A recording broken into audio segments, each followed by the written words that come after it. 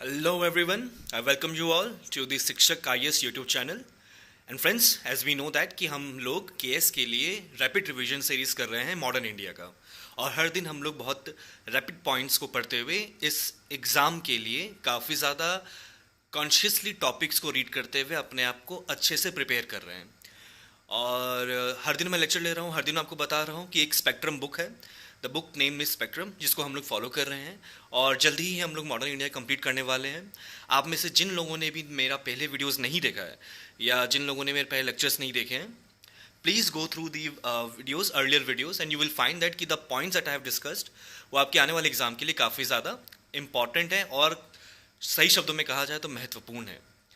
दोस्तों, शुरुआत करने से पहले मैं कुछ बातें कहना चाहूँगा। एक नई बात मैं बताना चाहूँगा आप लोगों को कि डिस्क्रिप्शन बॉक्स में एक लिंक है। हम लोगों ने अपना जो ऐप बनाया हुआ है, जो हमारा एक पेड ऐप है, वहाँ पर हम लोग हर दिन करंट अफेयर्स के लिए फ्री टेस्ट क्वेश्चंस डालते हैं। जो करंट अफेयर्स आपके सिमुलेट करते हैं हम लोग, जो कि आपके केएस एग्ज़ाम के लिए काफ़ी ज़्यादा इंपॉर्टेंट है और उसे काफ़ी सोच समझ के बनाया गया है, तो वो दोस्तों हम लोग फ्री कर रहे हैं आप लोगों के लिए। You just go into the description, वहाँ से आप लिंक आपको मिल जाएगा और आप उस टेस्ट को हर दिन दे सकते हैं। जब तक आप चाहें, जितना चाहें आप उतना टेस्ट दे सकते हैं फॉर दी करंट अफेयर्स। दूसरा, हम लोगों ने इंडिविजुअल कोर्सेज भी चालू कर दिए हैं हर सब्जेक्ट के लिए। हमारी टेस्ट सीरीज़ है, फुल लेंथ टेस्ट सीरीज़ है, और दोस्तों फुल लेंथ टेस्ट सीरीज़ हमेशा ज़रूरी होती है क्योंकि सिर्फ करंट अफेयर्स पर रिलाई नहीं कर सकते हैं आप, लेकिन मॉडर्न जो हमारा एक पूरा जीएस सब्जेक्ट जो है केएस के लिए, उसके लिए सारे सब्जेक्ट्स को पढ़ना ज़रूरी होता है। तो उन टेस्ट सीरीज़ को थोड़ा आप ध्यान दीजिए और जाइए, क्योंकि वो काफ़ी ज़्यादा सोच समझ के हम लोगों ने काफ़ी मेहनत की है उन टेस्ट सीरीज़ पे और इन सब्जेक्ट्स पे जो कि हम लोगों ने क्रिएट किया है। तो please go and check it out. ठीक है, चलिए तो आज का हम लोग चालू करते हैं। The topic is revolt of 1857। अब देखिए, इससे पहले तो हम लोग सब कुछ पढ़ चुके हैं, battle of Plassey, battle of Buxar, पता नहीं कितने तरीके के बैटल्स हुए, एंग्लो मराठा वॉर्स हुए, एंग्लो मैसूर वॉर हुआ, एंग्लो अफगान वॉर हुआ, इतने सारे वॉर्स हुए। तो टाइम भी बढ़ता गया, तो धीरे धीरे now we have reached to the year of 1857।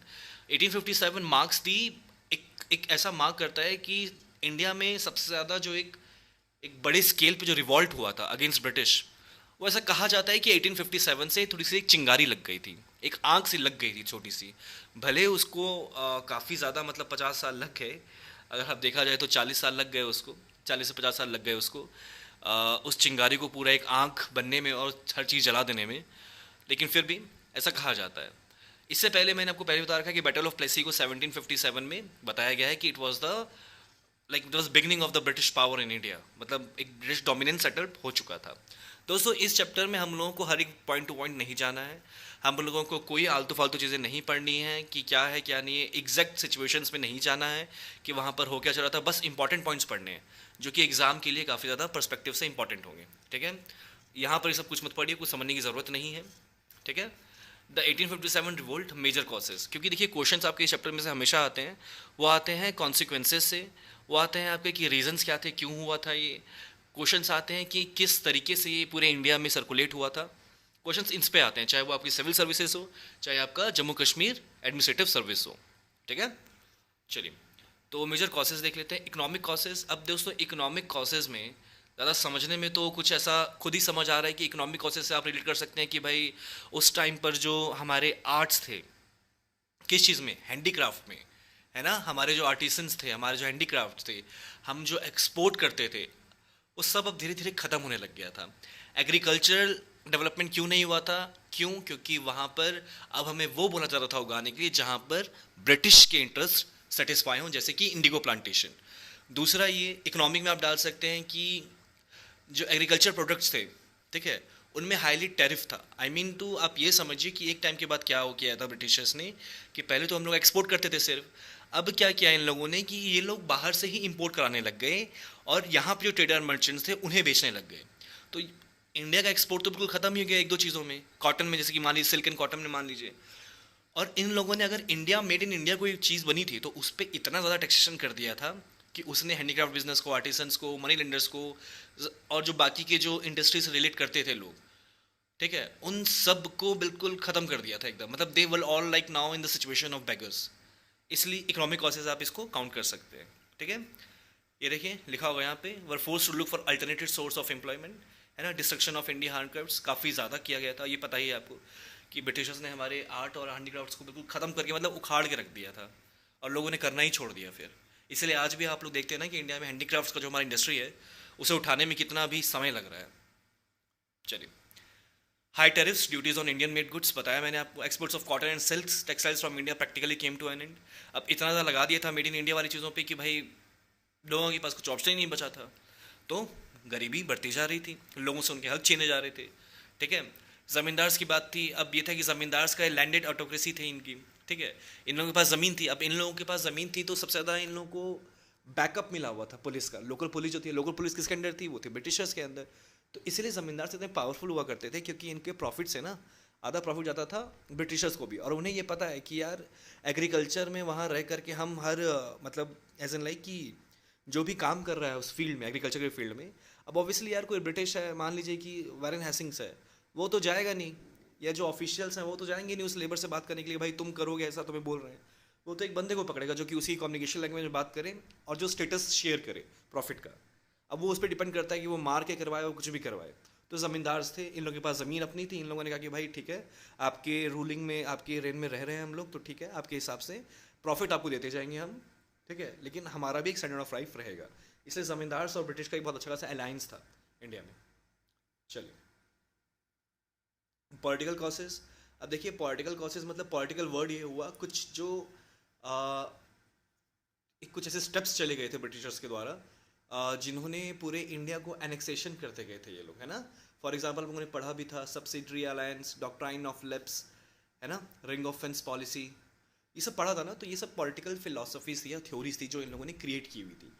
तो इसको इन सब में पॉलिटिकल कॉसेज में किया गया था। अब भाई आप कहेंगे कि डॉक्ट्राइन ऑफ लेप्स में कैसे पॉलिटिकल कॉज कैसे हो गया ये, और वॉर के लिए कैसे हो गया। देखिए वॉर के लिए सिर्फ एक रीजंस नहीं थे, a set of reasons were there to ignite the fire. ठीक है, it was not just one reason that was about to ignite the fire, but there were like sets of reasons and those reasons have been मतलब इन उन सारे reasons को हम लोगों ने अलग तरीके से बांट दिए, जैसे कि पॉलिटिकल, इकोनॉमिकल, सोशल, है ना। और भी कुछ रीजंस, कास्टिज्म जो हो गया आपका, कास्टिज्म में हम लोग को रेसिज्म हो गया, कितना हम लोग को नीचे समझा जाता था, किस तरह से ट्रीटमेंट होती थी, है ना। तो डॉक्ट्राइन ऑफ लेप्स में क्या होता था कि भाई जो उस टाइम पे मुगल एम्पायर से थे या जो राजाज थे, अब अगर उनकी सडन डेथ हो गई या उनकी मौत हो गई या डेथ हो गई, तो जो लीगल हेयर है ना, लीगल हेयर जो है उस प्रॉपर्टी का, वो उसका सन नहीं होगा, दैट कैन नॉट बी इसका सन। ये डिसाइड करेगी कौन? ब्रिटिशर्स डिसाइड करेंगे। डॉक्ट्राइन ऑफ लेप्स को ये कर दिया था, इस तरीके से बोला गया था, एनेक्सेशन करते जा रहे थे ये लोग। तो ऑब्वियसली ये चीज़ हर्ट तो करेगा मुगल्स को, या जो राजपूत थे या जो भी हिंदूज थे जिनके पास अच्छी खासी प्रॉपर्टी थी, समझे। तो ये हो गया पॉलिटिकल रीजन। ज़्यादा दिमाग लगाना नहीं है, बस जितना बोलते जा रहा हूँ उतना समझते जाइए। एडमिनिस्ट्रेटिव कॉसेज आएगा, रैम्पेंट करप्शन था भाई, ऊपर से लेकर नीचे तक करप्शन था, ज़्यादा इसमें जाना नहीं है। अब सोशियो रिलीजियस कॉजेज क्या था? अब सोशियो रिलीजियस में अपना सब कुछ सोच लो, सोशल और रिलीजियस। सोशल क्या भाई? जैसे कि सोशल आपका ये हो गया, रेसिज्म हो गया, कास्टिज्म हो गया, वुमेन की जो पोजीशन थी वो इतनी डिग्रेडेड थी, इसकी कोई हद नहीं थी। ठीक है, विडो री मैरिज नहीं हो सकता था। दूसरी बड़ी बात ये है दोस्तों कि जैसे कि मैंने आपको पहले भी बताया हुआ था कि some people of among us tried to resolve और tried to change things, reforms लाने की कोशिश कर रहे थे, लेकिन हम लोग इतने बेवकूफ़ थे एक समय पर कि हम लोगों का बाहर का इन्वॉल्वमेंट पसंद नहीं था। वो समझ आते, देखिए ये बात समझ आती है कि अगर बाहर से कोई आपकी आपकी चीज़ों में हस्तक्षेप कर रहा है या इन्वॉल्व हो रहा है, तो समझ आता है कि यार नहीं, मुझे नहीं पसंद, जैसा मैं चलाना चाहता हूँ मैं वैसा चलाऊंगा, मुझे किसी का इन्वॉल्वमेंट नहीं चाहिए, समझ आता है। लेकिन अगर आप लोग कुछ ऐसी बहुत गलत प्रैक्टिसेस कर रहे हैं, ऐसी बहुत गलत प्रैक्टिसेस कर रहे हैं, तो दोस्तों फिर तो अगर वहाँ पे किसी का इन्वॉल्वमेंट हो रहा है और वो चीज़ बदली जाना चाहिए, तो मुझे लगता नहीं कि उस चीज़ में कुछ गलत था वहाँ पर, खासकर उसमें जैसे कि सती रीमैरिज, ठीक है, विडो रीमैरिज, ये सब बहुत इंपॉर्टेंट थे, जो कि हम लोग कितने क्रूअल प्रैक्टिस करते थे उस टाइम पर। ठीक है, तो ये हुआ। ठीक है, तो इस चीज़ को भी समझा गया एक सोशल रिलीजियस कॉजेज़ को कि भाई ये रीजंस भी थे। अब टैक्स लगाने लग गई थी गवर्नमेंट, जो है मस्जिदों पे या हिंदू के जो मंदिरें हुआ करती थी उन पर टैक्स लगाने लग गई थी। सोचिए कि मेरी कंट्री में आकर के आप रूल कर रहे हैं और मेरे ही मस्जिद और मेरे ही मंदिरों में आप टैक्स लगाना चालू कर दिया आपने, तो सोचिए कितना अजीब सी बात है ये। तो ऑब्वियसली कभी ना कभी तो गुस्सा फूटेगा ही फूटेगा। चलिए, डिसकंटेंट अमंग सिपाही, सिपाही म्यूटिनी हुई थी 1857 में, और सबसे ज़्यादा पहले जो इम्पैक्ट हुए थे वो सिपाहीज हुए थे। अब सिपाहीज कौन थे? ये लोग थे जो पुलिस में काम करते थे ब्रिटिशर्स के अंदर, कंपनीज आर्मी थी। दोस्तों यहाँ पे बात क्या है ना, यहाँ पर आपको ज़्यादा रीजंस में जाना नहीं है, ज़्यादा इसमें, क्योंकि बहुत सिलेक्टेड रीजंस है और इसमें एग्जामिनर आपसे बहुत पूछेगा भी, तो बहुत सिंपल से वो स्टेटमेंट्स होंगे, इतना ज़्यादा ऐसा नहीं कि कुछ कॉम्प्लिकेटेड सा पूछ लेगा और आप लोग कहेंगे अरे यार ये क्या पूछ लिया, ये तो पता ही नहीं था। ऐसा नहीं है कुछ भी। इसमें बस आपको एक चीज़ याद रखनी है, general service enlistment act. General service enlistment act जो आया था, कौन लाया था? वो लाया था लॉर्ड कैनिंग। सॉरी मैं मार्क करना भूल गया हूँ। लॉर्ड कैनिंग के टाइम पर ये चीज़ आई थी। लॉर्ड कैनिंग ने जनरल सर्विस एनलिस्टमेंट एक्ट निकाला था और ये क्वेश्चन आ चुका है दोस्तों। ये आपका क्वेश्चन आएगा जैसे कि एजम्पशन एंड रीजन, या statement one statement two, consider the following statement, statement one statement two, which among the following is true, one two और नीदर ऑल ऑफ देम।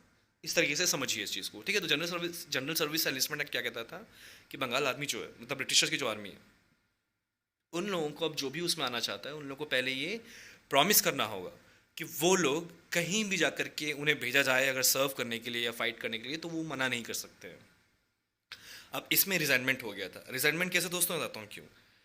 वहाँ पर उस टाइम में क्या था कि जो बेसिकली सोसाइटी थी उस टाइम पर, तो जो भी बंदा, जैसे कि ब्राह्मण्स मान लीजिए आप, है ना, या हिंदूज का कुछ आप मान लीजिए, तो या मुस्लिम्स का ही मान लीजिए आप, क्योंकि उस टाइम पर तो इतना ज़्यादा नहीं था हिंदू मुस्लिम के बीच में जितना जो रिफ्ट क्रिएट किया गया है पॉलिटिकल फोर्सेस द्वारा। तो now the thing is want to tell you is कि उस टाइम पे क्या हुआ कि जो आर्मी थी, तो जब ये लोग बाहर जाते थे ना, मतलब जैसे कि इनको वॉर के लिए बाहर भेजा, जैसे वर्ल्ड वॉर 1 हुआ आपका, ठीक है, वर्ल्ड वॉर 2 भी हो गया। अब इन लोगों को बाहर भेजा आर्मी ने, ब्रिटिश ने ज़रूरत पड़ी, इन्होंने कहा भाई बाहर भेजेंगे हम तुम्हें। ये लोग बाहर गए, जब ये लोग वापस आते थे ना, तो दोस्तों सोसाइटी ने एक्सेप्ट नहीं करती थी, क्योंकि ऐसा कहा जाता था कि if you have cross the sea, अगर आपने इंडिया का मतलब समुद्र पार कर दिया है, तो now you are no more like among us. ऐसा इंडिया में फिलॉसफी थी वहाँ पर, इसलिए ये चीज़ उन लोगों को भी इम्पैक्ट भी कर रही थी। दूसरी बात ये थी, कोई रेन्यूमरेशन नहीं था, पैसा ज़्यादा बढ़ाने का कुछ नहीं था, कोई सेफ्टी नहीं थी जॉब की। ये भी चीज़ें काफ़ी ज़्यादा इन लोगों को परेशान करती थी, है ना। तो ये था। चलिए, भट्टा मिलता था इन लोगों को, चाहे ये पंजाब में करें, इंडिया में करें, चाहे बाहर जाए वॉर में, कुछ खास नहीं मिलता था इन लोगों को। डिस्क्रिमिनेशन बहुत ज़्यादा था, रेसिस्ट थे, मैंने बता भी चुका हूँ आपको पहले कि सबऑर्डिनेशन फील करते थे इंग्लिश के इंग्लिश के टूवर्ड्स, क्योंकि ना तो इन लोगों को स्टैंडर्ड ऑफ लाइफ थी। इंडियंस का कहीं नहीं कहा जाता था, जो भी था एक कहा जाए तो एक सिर्फ एक म्यूटिनी था, मतलब एक सिपाही था, बस वो नाम नाम का एक इंडियन सिपाही था जो कि ब्रिटिश के लिए काम करता था, ठीक है। ज़्यादा इसमें घुसने की ज़रूरत नहीं है। अब देखिए, beginning and spread of the revolt, spark कहाँ से चालू हुआ भाई, याद रखना है आपको। ये आटा जो है ना, मैं बताता हूँ आपको, जो कि बंदूक जो इन लोगों को दी जाती थी, एनफील्ड राइफल, अब उसमें क्या है कि जो बोन डस्ट जो होता था ना, आटा जो होता था, वो उसको यूज़ किया जाता था उस टाइम पर, ठीक है। बोन डस्ट मतलब समझो आप, बोन डस्ट मतलब कि जानवर की हड्डी को बिल्कुल पाउडर फॉर्म में कन्वर्ट करके उससे आटा के साथ, फ्लोर के साथ मिक्स कर देना, ठीक है, और उसको बंदूक में, जो राइफल है उसके अंदर किसी भी चीज़ के लिए यूज़ करना। तो ये तो पहले बात एक रिजेंटमेंट था हिंदूज़ के प्रति, जो नॉन वेजिटेरियंस नहीं थे, वेजिटेरियंस थे, और कुछ भी होगा उन्हें था प्रॉब्लम इस चीज़ से, ठीक है। मैं इस रीज़न बता रहा हूँ ताकि आपके दिमाग में एक क्लियर रहे पिक्चर कि क्यों वैसा हुआ था। ग्रीस जो होता है ना, अंदर जो बुलेट निकलती है जब फायरिंग होती है, बैक फायरिंग जो होती है, तो उस ग्रीस को बनाया जाता था बीफ और पिग फैट से, ठीक है, बीफ से और पिग फैट से। तो बीफ था हिंदूज़ के लिए और पिग जो था वो मुस्लिम्स के लिए टैबू था। तो ये चीज़ और गलत हो रही थी, ये चीज़ और बर्दाश्त नहीं हो रही थी। ये one of the biggest reason था। फिर स्टार्ट्स एट मेरठ। मेरठ में कब चालू हुआ भाई, 10 मई 1857 को, याद रखिएगा, 10 मई 1857 को रिवॉल्ट बिगिन हो गया था मेरठ में सबसे पहले, ठीक है। क्या हुआ था क्या नहीं हुआ था याद रखने की ज़रूरत नहीं है, लेकिन ये क्वेश्चन आ सकता है कि when did the revolt begin of सिपाही म्यूटिनी बिगिन इन मेरठ और फ्रॉम वेयर। दोनों ही पॉइंट आपको याद रखने हैं, मेरठ से और ऑन 10 मई 1857। दूसरा स्टेटमेंट होगा कि Mangal Pandey, a renowned figure, was associated with which among the following centres of revolt, ठीक है। मेरठ, कानपुर, इंदौर, ये सब दे देंगे, तो याद रखिएगा Mangal Pandey was belonging for the infantry of Meerut, ठीक है। चलिए, choice of Bahadur Shah as symbolic है। देखिए, उस टाइम पे मुगल एम्पायर को जो सबसे आखिरी हेयर था वो थे बहादुर शाह, ठीक है, बहादुर शाह जफार। अब क्या है कि जब ऐसा हुआ तो इन लोग को, हम लोग को ये था, आदत जीने की तो हो ही चुकी थी मुगल्स के अंडर, तो वहाँ पर डिसीजन लिया गया, ऐसा लोगों को लगा कि भाई मुगल्स के अंडर ज़्यादा बेटर रह सकते हैं देन ब्रिटिशर्स, मतलब ब्रिटिशर्स आर द वर्स्ट। हम कोई नहीं, अपना जो एक बना रहे हैं हेड जो बना रहे हैं हम सिम्बॉलिकली, सिर्फ सिंबल के लिए, ऐसा नहीं कि उनके हाथ में सब कुछ होगा, एक सिंबॉलिक हेड बना रहे हैं, वो है Bahadur Shah Zafar as a emperor of India. इनके अंडर इनको इमेज दे दी है हमने कि अब इनके अंडर हम ही काम करेंगे, मतलब लीडर यही है हमारे इस रिवोल्ट के, ठीक है। बहादुर शाह जफर में क्या ही दम था, यू नो दैट कि वो ख़त्म ही हो चुका है पूरा मुगल एम्पायर, तो क्लाइमेक्स क्या पूरा तो जरित पर आ चुका था अपने। सिविलियंस देखिए दोस्तों, यहाँ पे सिविलियंस की पॉपुलेशन जो थी उन लोगों ने भी काफ़ी अच्छा खासा अपना पार्टिसिपेशन शो किया था, तो ये याद रखिएगा, ये पॉइंट उठ सकता है कि civil there could have been there have been civilian participation seen as a very important point of the 1857 revolt. तो ये पॉइंट सही है आपका, ठीक है। कहीं कहीं पर सिविल पॉपुलेशन भी आपका पार्टिसिपेटेड नहीं थी। चलिए, storm centres and the leaders of the revolt. अब देखिए यहाँ पर आपको क्या ना टाइमलाइन याद करनी है, इतना दिमाग नहीं लगाना है क्या था पूरी कहानी, ये सब कुछ नहीं। जनरल भक्त खान बरेली ट्रुप्स, ठीक है, ये नाम याद किया आपने। कानपुर से नाना साहेब, कानपुर में भाई किसने किया था, नाना साहेब थे जिन्होंने लीड किया था रिवॉल्ट को, ठीक है। बरेली का नाम आता है तो भाई जनरल भक्त खान, ठीक है। लखनऊ का नाम आता है तो बेगम हजरत महल। अब समझ लीजिए बस लखनऊ की है कि नवाबियों वाला एरिया, तो भाई बेगम वर्ड जो एक है, तो भाई लखनऊ से बेगम हजरत महल, इस तरीके से आपको याद रखना है, बाकी इसमें कुछ नहीं जाना है आपको, कुछ नहीं पूछा जाएगा इसके अलावा आपसे, ठीक है। खान बहादुर बरेली, बरेली से खान बहादुर और बख्तियार खान भी। बिहार से कुंवर सिंह, याद रखिएगा ये क्वेश्चन अभी भी किसी पीसीएस में आया था कि कुंवर सिंह, मेरे ख्याल से बीपीएससी में ये पूछा गया है, बिहार पब्लिक सर्विस कमीशन में ये क्वेश्चन आया है कि Kunwar Singh was associated from which revolt, तो बिहार से, जगदीशपुर से, ठीक है। मौलवी अहमदुल्ला ऑफ फैजाबाद। रानी लक्ष्मीबाई सब जानते हैं, पूरी दुनिया जानती है, ये था झांसी से। तात्या तोप इनसे एसोसिएट करते थे। अब यहाँ पे क्वेश्चन उठ सकता है कि एक क्वेश्चन पूछा सकता है आपसे कि तात्या तोप was associated with which of the following। अब वहाँ पे रानी लक्ष्मीबाई होगा या झांसी लिखा होगा, तो आपको दोनों ही याद रखना है ये चीज़, ठीक है। हेल्प की थी इन्होंने उसके बाद। शाह महल एक काफ़ी इंपॉर्टेंट नाम है, बस आपको याद रखना है कि शाह महल जो है वो एक यूपी में एक बंदा था, विलेजर था, जिसने काफ़ी ज़्यादा पीजेंट मार्च वगैरह और एक होता है ना कि यूनाइट करना लड़ाई करने के लिए, आर्म्स प्रोवाइड करना, ये उसने किया था, तो शाह महल याद रखिएगा। मतलब इससे क्वेश्चन क्या क्रिएट हो सकता है, ज़्यादा से ज़्यादा कुछ नहीं, इसमें से एक यही आएगा कि often the name of the Shah Mahal in modern India comes around us, he belong from which of the provinces और which of the place, that is Uttar Pradesh, that's all, इसका तो कुछ क्वेश्चन नहीं आएगा, ठीक है।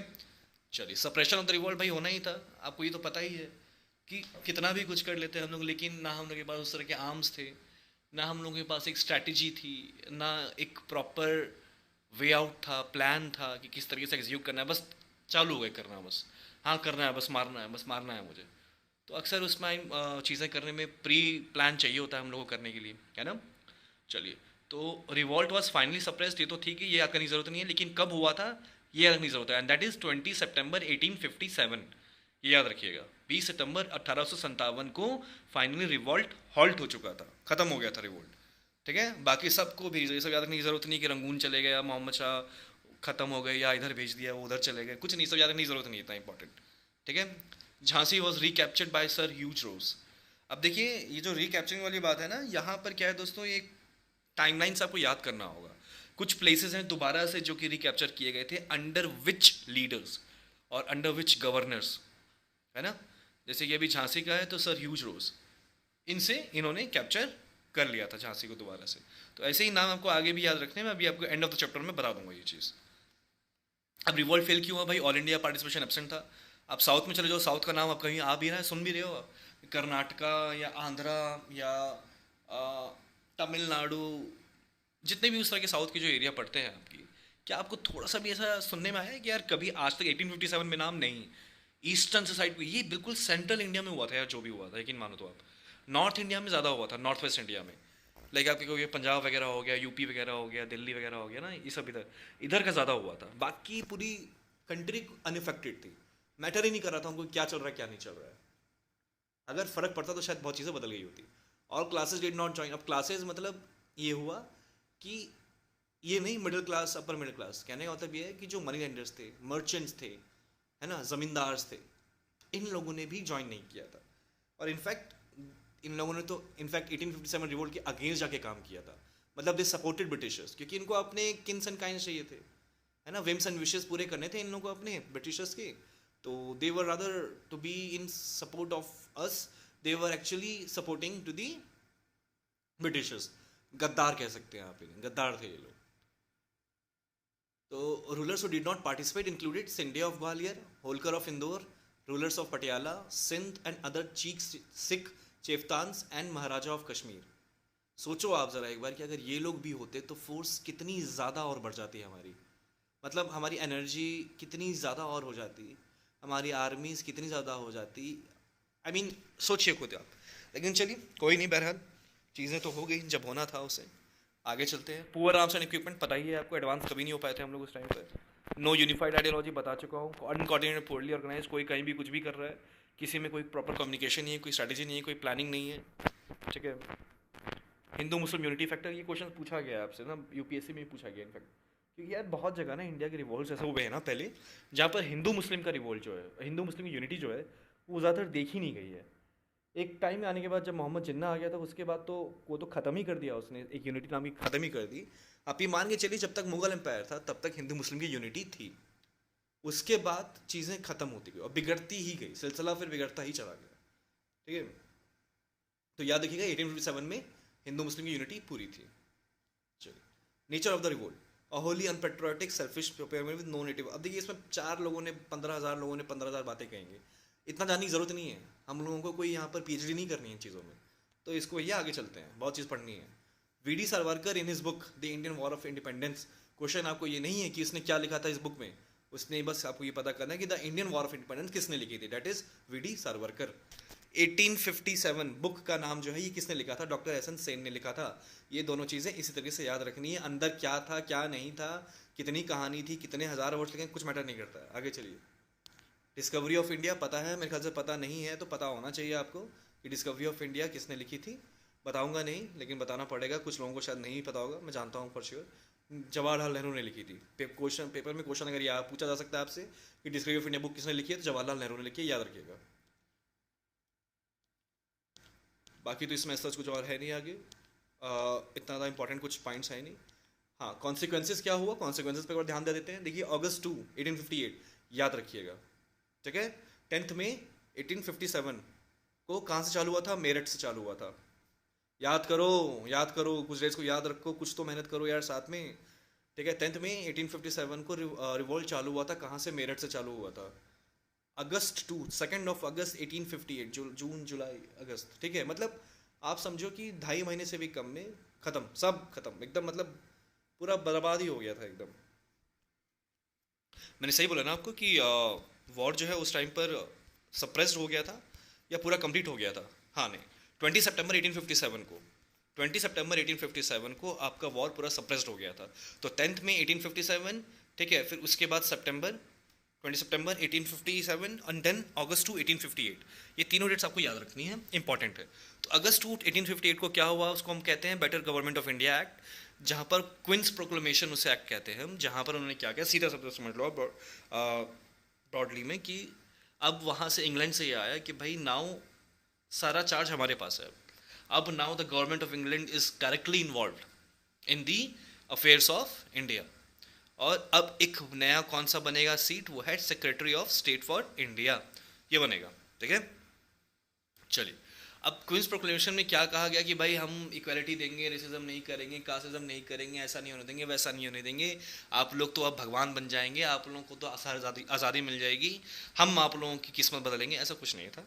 ये सब एक मजाक था, एक छलावा था, एक एक एक एक एक तरीके से बोला जाए तो उल्लू बनाने वाले काम थे, और बने भी उल्लू, हम लोग तो उल्लू बनते ही आए हैं बहुत लंबे टाइम तक, क्योंकि कुछ ज़्यादा ही सॉफ्ट बनने की कोशिश थी हमें, और कुछ कर भी नहीं पाते थे यार, ये भी थी बात, कुछ कर भी नहीं सकते थे हम लोग। तो इंडियन सोल्जर्स वो डायरेक्टली रिड्यूस्ड, मतलब ये समझे कि जो आर्मी थी अब उसमें इंडियन सोल्जर्स को बिल्कुल कम कर दिया था और इंग्लैंड यूरोपियन सोल्जर्स को भर दिया था। रीज़न आप समझ ही पा रहे हैं कि भाई अब तुम पे रिलाई नहीं करें, क्या पता दोबारा से रिवॉल्ट हो जाए, तो कितनी बार रिवॉल्ट सप्रेस करेंगे भाई अपने म्यूटिनीज का, है ना।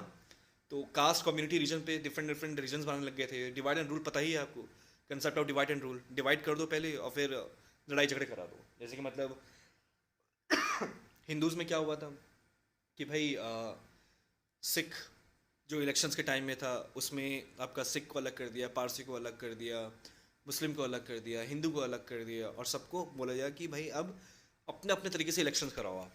मतलब मुस्लिम मुस्लिम को दे सकता है, हिंदू हिंदू को दे सकता है। तो एक तरीके से सोचो ना आप कि कितना हेटर्ड और मचाएगा, कितना हेटर्ड और बनाता है। और किया इन लोगों ने किया है सब। ठीक है, बाकी इसमें तो कुछ है नहीं, यही सब चीज़ें थी कि ऐसा ऐसा हुआ, ये रीजंस थे। कोई पर्टिकुलर स्ट्रैटेजी नहीं थी। इसके बाद सिर्फ यही हुआ था, ज़्यादा इंपॉर्टेंस का कुछ हुआ नहीं था। उसके बाद तो फिर एक्ट्स आपके दूसरे चलते ही रहते हैं, वो तो हम लोग चैप्टर वाइज देखते ही रहेंगे वो चीज़ें, उसमें ज़्यादा इतना कुछ पढ़ने का था नहीं। एक वर्ड है white man's burden. White man मतलब ब्रिटिशर्स, वाइट मैन्स बर्डन मतलब होता है कि इन लोगों का एक जो भार था इंडिया पर, वो बढ़ता ही जा रहा था, वो बढ़ता ही जा रहा था, है ना।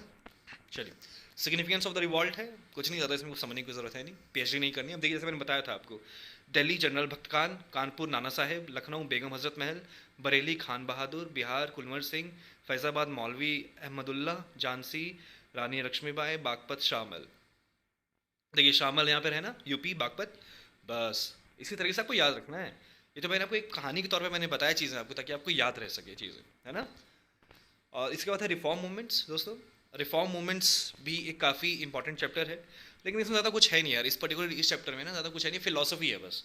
इसके बाद जो है ना, जिसमें एक्चुअली आप पढ़ेंगे कि ब्रह्मो समाज क्या था, आर्य समाज क्या था, प्रार्थना समाज क्या था, ये राजा राम मोहन रॉय साहब कौन थे, स्वामी विवेकानंद साहब कौन थे, आपके अहमद खान, सैयद अहमद खान साहब कौन थे, है ना। इन सब के नाम आपके आएंगे सामने, सारे सारे नाम सामने आएंगे आपके। तो रेनिसेंस पे था बस। रेनिसेंस मतलब क्या होता है, अपने आप को चेंज करना, एक चीज़ों को रीअवेक करना, रीअवेकनिंग प्रोसेस। अब रीअवेकनिंग का मतलब वही होता है, लेकिन वो हर रिलीजन अपने हिसाब से मतलब सेट कर लेता है। तो मुझे लगता है कि ये चैप्टर मैं शायद अगले लेक्चर में करवाऊंगा। ठीक है, और उसके बाद दोस्तों मैं एमसीक्यूज़ का एक मैराथन कराऊंगा। ठीक है, एमसीक्यूज़ का मैराथन मैं इस लेक्चर के बाद, ये आपका पहले एक सोशल रिलीजस खत्म कर दूँ, उसके बाद मैं एक आपका एमसीक्यूज़ मैराथन लूँगा मैं। तब तक के लिए अपना ख्याल रखिए, पढ़ते रहिए, और प्लीज़ दोस्तों लाइक शेयर सब्सक्राइब करना बिल्कुल मत भूलिएगा। नीचे टेस्ट पेपर्स हैं जो कि करंट अफेयर्स के लिए हैं, प्लीज़ गो थ्रू देम। जो सिंसियर स्टूडेंट होगा, जो सिंसियर बच्चा होगा, वो ज़रूर जाएगा, क्योंकि जहाँ भी आपको अपॉर्चुनिटी मिले कुछ फ्री पढ़ने के लिए, पढ़ने की बात कर रहा हूँ मैं, जाइए, अपने आप को एनालाइज करिए, अपने आप को देखिए कि आप कितना अच्छा उससे कर सकते हैं, नहीं कर सकते हैं। ओके, तब तक के लिए बेस्ट ऑफ लक, पढ़िए अच्छे से। दोबारा कल मिलूंगा आपको इसी टाइम में। ठीक है, चलिए बाय।